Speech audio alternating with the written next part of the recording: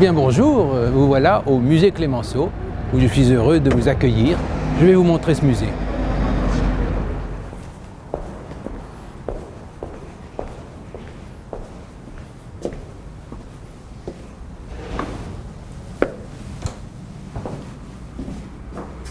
Eh bien, nous voici au cœur de l'appartement que Georges Clémenceau, homme d'État essentiel de la Troisième République, a occupé de 1896 jusqu'à sa mort en novembre 1929.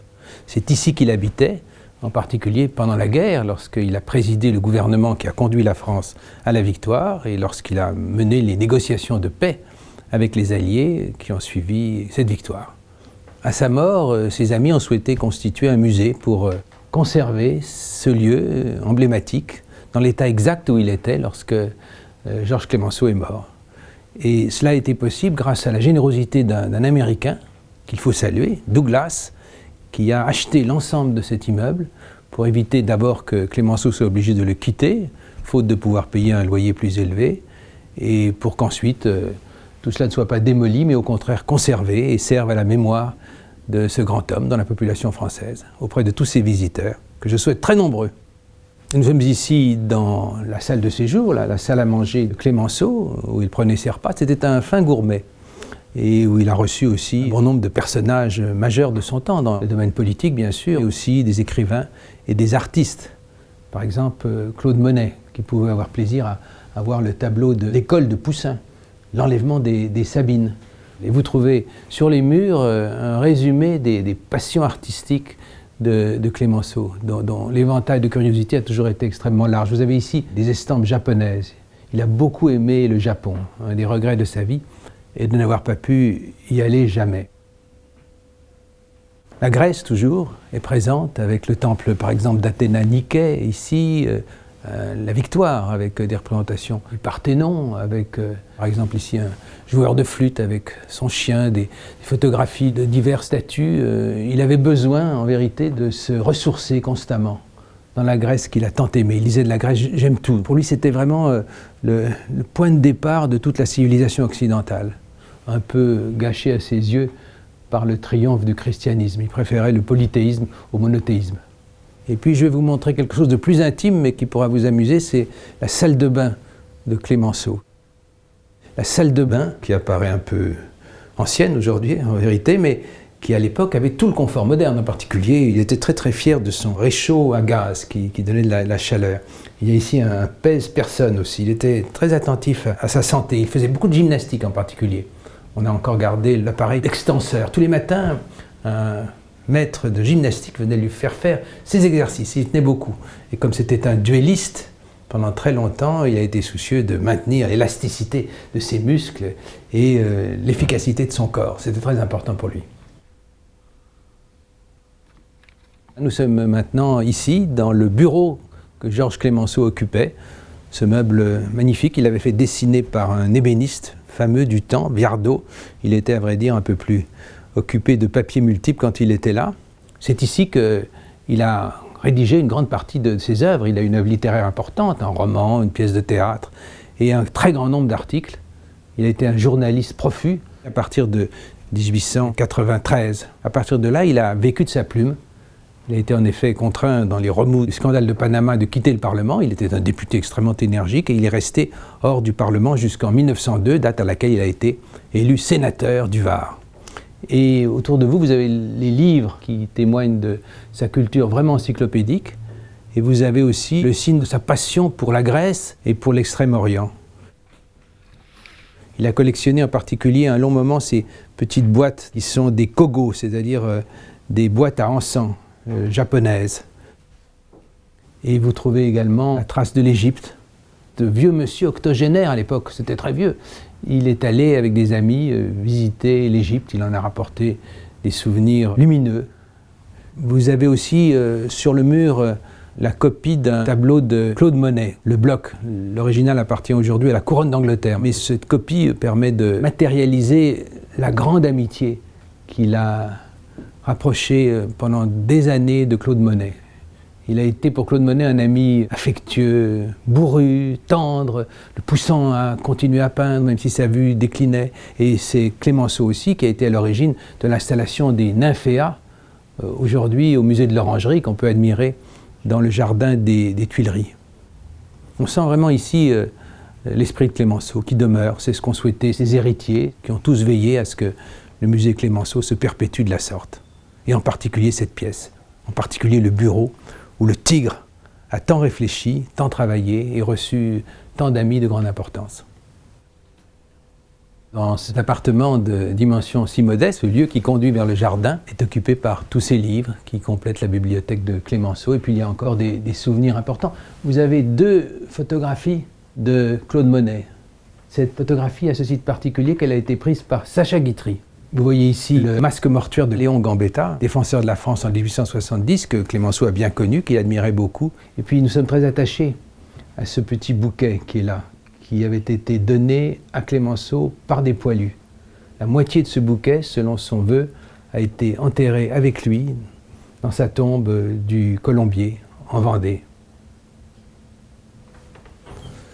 Alors à titre un peu anecdotique, mais nous y sommes attachés, et ici au musée, ceci est un bonnet tibétain qu'il aimait beaucoup. Et puis il y en a d'autres, et je vais demander à Lise Lantignac, qui est conservatrice adjointe du musée, de vous les montrer. Donc là, je vais vous montrer les chapeaux et les casquettes de Clémenceau. Vous en avez une en vison, qui est très douce. Ensuite, vous avez une casquette aussi, on voit beaucoup Clémenceau sur les photographies d'époque, avec cette casquette. Un petit tee parisien, et puis surtout le modèle hiver du bonnet dit tibétain, voilà, un peu plus épaisse, un peu plus chaude. Hein. Toujours l'Orient, toujours l'Extrême-Orient, le Tibet. Il aimait beaucoup le bouddhisme. Un jour, il a dit vous savez, moi, je suis bouddhiste. C'était une plaisanterie, mais à moitié seulement. Et puis on a aussi de nombreuses paires de gants de Clémenceau parce qu'il avait de l'eczéma et donc il avait une habitude de cacher ses mains avec des peaux en cuir d'agneau.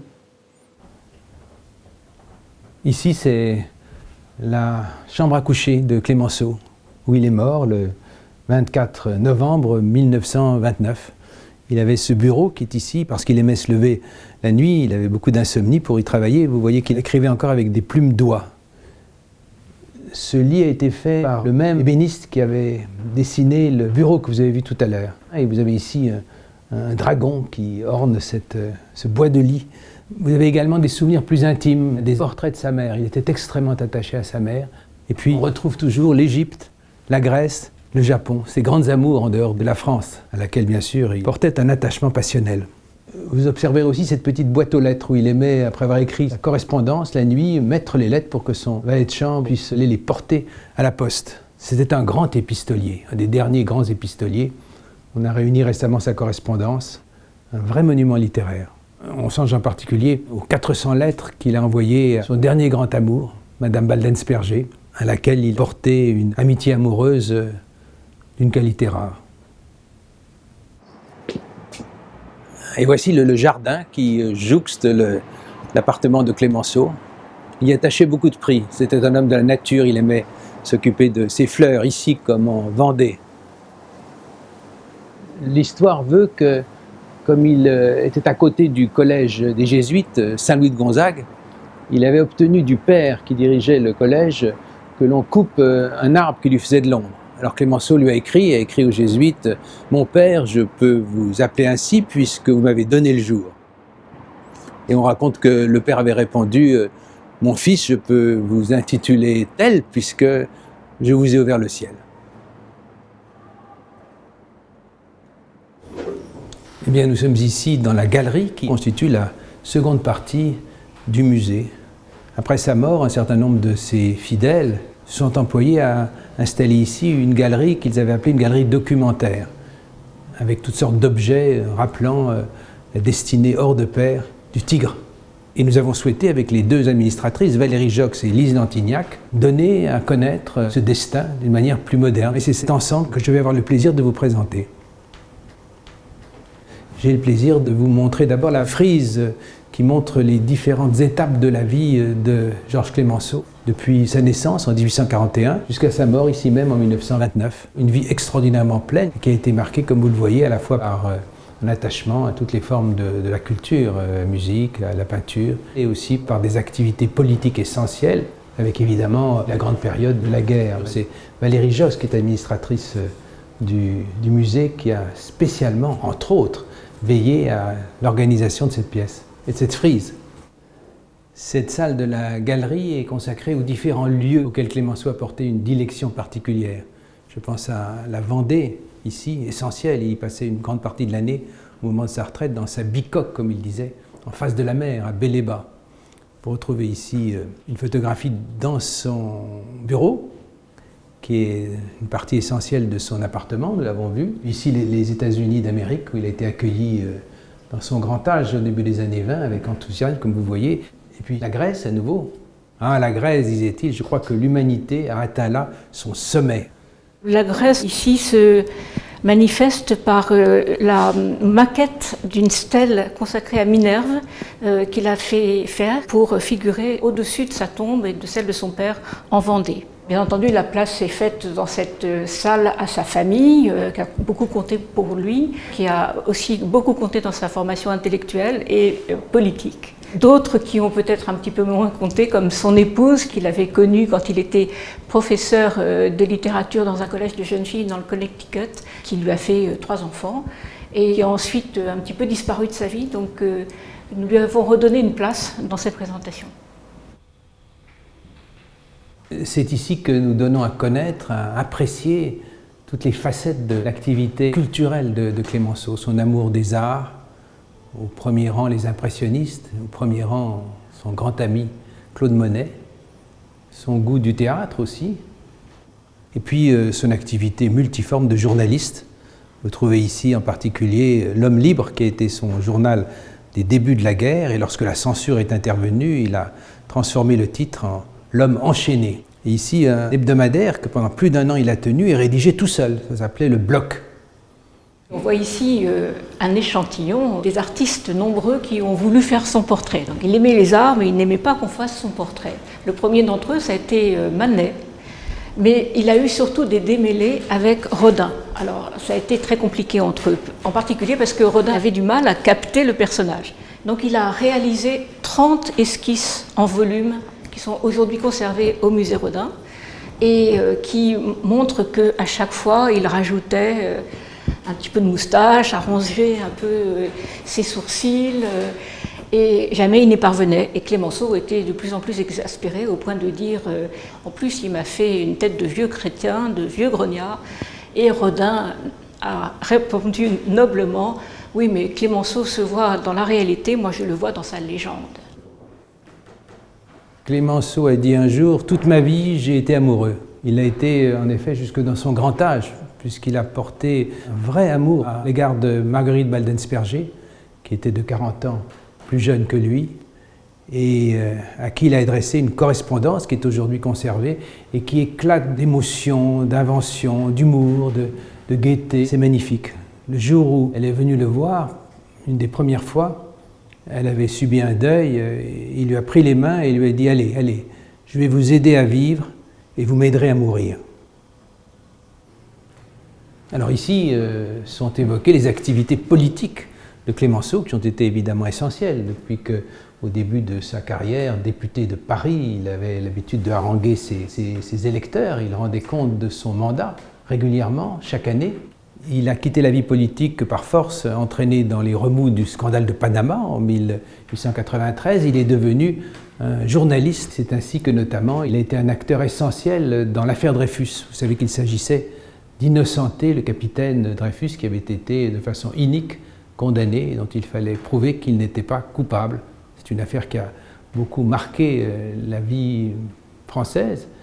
Vous avez ici en particulier le fameux numéro de l'Aurore qu'il dirigeait, avec la lettre d'Émile Zola. C'est Clémenceau qui a trouvé le titre, resté fameux, « J'accuse ». Il a été ministre de l'Intérieur en 1906 et jusqu'en 1909, en même temps qu'il dirigeait le gouvernement. Et il a créé les fameuses Brigades du Tigre. Vous savez, il y a une série à la télévision qui a eu beaucoup de succès, c'est-à-dire qu'il a donné une mobilité nouvelle aux policiers qui étaient chargés de traquer les malandrins à travers tout le territoire. Après cette période ministérielle, à nouveau, il est devenu sénateur, il intervient dans la vie publique à ce titre. Et quand commence la guerre de 14, il est membre de la commission sénatoriale aux armées, ensuite président d'ailleurs de la commission sénatoriale aux armées. Et c'est à ce titre qu'il fait ses nombreuses visites au front qui lui vaudront une grande popularité. Comme il est médecin, il s'inquiète de voir que l'on rapatrie les très nombreux blessés dans des wagons à bestiaux. Enfin, il rend compte de ça dans son journal. Et en l'espace d'une année, effectivement, il mène en quelque sorte la France à la victoire, ce qui lui vaudra un de ses surnoms, qui est justement le père la victoire, un des plus durables. Il faut dire qu'il est servi par les circonstances, puisque les armées alliées américaines, anglaises, mais aussi canadiennes, arrivent à ce moment-là, s'engagent dans le conflit. Et il a cette force politique de les fédérer en un seul corps d'armée, sous la direction de Foch, qui devient le commandant unique de cette armée composite. Et c'est le tournant dans la guerre qui jusque-là s'enlisait complètement. Un an après sa nomination, il peut annoncer, comme on le voit sur ce tableau, devant la Chambre des députés, la victoire, la signature de l'armistice. Nous sommes ici devant un tableau qui donne à voir le moment suprême, essentiel de l'activité publique de ce grand homme d'État. Il est à la tribune de la Chambre des députés pour annoncer, pour célébrer la victoire, après le 11 novembre 1918, et il s'écrit « La France, hier soldat de Dieu, aujourd'hui soldat de l'humanité, sera toujours le soldat de l'idéal ». C'est un peu grandiloquent, mais la période appelait ce type d'éloquence. Nous avons souhaité donner à connaître dans ce musée, le lieu où il a vécu, dans cette galerie qui évoque le tout de son destin, à mieux connaître ce personnage qui est, au cours des 2 derniers siècles, un acteur majeur de notre vie collective. Nous avons souhaité que la jeunesse d'aujourd'hui en particulier comprenne ce qu'il a été, c'est-à-dire un grand combattant de la liberté, un grand homme de culture, un grand patriote conduisant le pays à la victoire, et aussi un personnage dont l'humour, la force, le courage, l'énergie peuvent encore donner des leçons, me semble-t-il, aujourd'hui.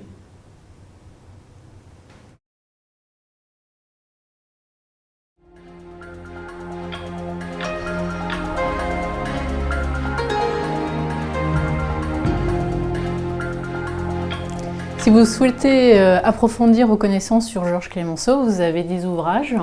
L'année Clemenceau, qui vient de sortir. Vous avez également le dictionnaire Clemenceau, qui est préfacé par Jean-Noël Jeanneney.